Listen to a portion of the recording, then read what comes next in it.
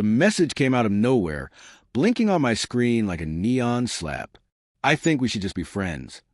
For simple words, and everything I thought I knew about us fractured into jagged pieces. I stared at it for what felt like hours, my thumb hovering over phone, unsure whether to respond, apologize, beg, or just vanish. In the end, I did nothing. I went silent. At first, it wasn't intentional. I told myself I needed space, that maybe this was a rash decision on her part. But deep down, I wanted her to feel the weight of what she said. I wanted her to realize, even for a second, that she'd just stripped the warmth from the life we'd been building. The first week was unbearable. Every morning, I'd wake up hoping she'd text, and every evening, I'd fall asleep with the same hollow ache. She didn't. Instead, I started noticing things, small things that didn't make sense. Missed calls that were never returned. Messages marked read but unanswered. She'd cancel plans with flimsy excuses. A sudden headache, work running late. But I could feel the distance, a quiet, suffocating distance that didn't exist before. At first, I blamed myself. Had I been too clingy? Too distant? Was I overthinking? I replayed every conversation, every laugh, every quiet moment we shared. Some memories now felt like lies I'd been willing to believe. The way she said she loved how I listened, the way she insisted on knowing every detail of my day. Had it all been hollow? Then came the accidental discoveries. I didn't look for them. Not really. But phones have a way of betraying people in ways words never do. One night, I was grabbing my charger from the couch when her phone lit up beside mine. A new message preview appeared. Someone called Ethan. My chest tightened as I read the snippet. Can't wait to see you tonight. Miss you. My hands shook. I wanted to throw the phone across the room, to scream, to break something, but I just sat there, silent, letting it burn through me. I tried to rationalize. Maybe it was innocent. Maybe it was a friend. But the ease in her texts, the inside jokes, the little pet names, they weren't the same as the ones she used with me.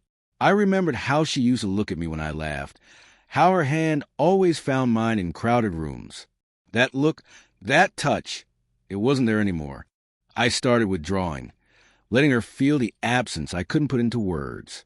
I stopped calling, stopped texting first, stopped asking about her day. When we crossed paths, I responded politely, yes, but nothing more. No warmth, no teasing, no lingering smiles. I became a shadow of myself, quiet and observant, and maybe that was my punishment. Maybe I deserved to feel the ache of missing her while she no longer felt the same for me. The confrontation came on a Tuesday, the sky gray and heavy like it knew what was about to happen. She walked into my apartment, expecting conversation, expecting closure. I let her sit across from me. Words stuck somewhere in my throat. She fidgeted, twisting her keys, avoiding my gaze. I don't know why you're so cold, she finally said. I thought you'd text me, call me, talk. I let out a slow breath. You said we're just friends. Her eyes widened, panic flickering. I didn't mean it like that. I need space. Space. I repeated, my voice flat, almost echoing the room. Do you have any idea what that feels like?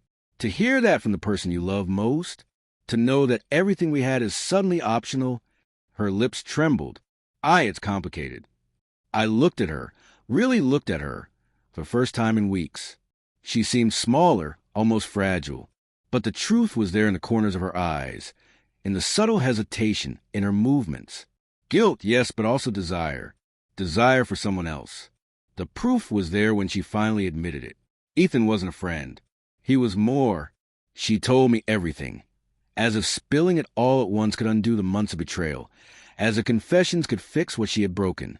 And I listened, each word another knife twisting in my chest. But I said nothing. My silence had become my shield. After she left, I sat alone in the dark, replaying every moment we had. The laughter, the late-night talks, the way she rested her head against my shoulder, all of it tainted now. It wasn't just a betrayal. It was a quiet disillusionment that followed. I had loved her with everything, and she had traded that for something else, something easier, something new. But in the quiet, a strange clarity settled over me. I realized that my silence, my withdrawal, wasn't just punishment for her. It was preservation for me. I couldn't force her care, couldn't make her regret her choices, couldn't rewrite the past. But I could control the present, and I could reclaim my own dignity. The next morning, I packed the memories I wanted to keep into a box. Photos, letters, mementos of happier times. I left the apartment, left her messages unread, left the past where it belonged.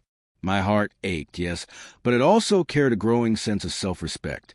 Months later, I walked past places we used to go, sometimes alone, sometimes with friends. The sting of betrayal hasn't completely faded, but I feel lighter. I've learned that love isn't about possession.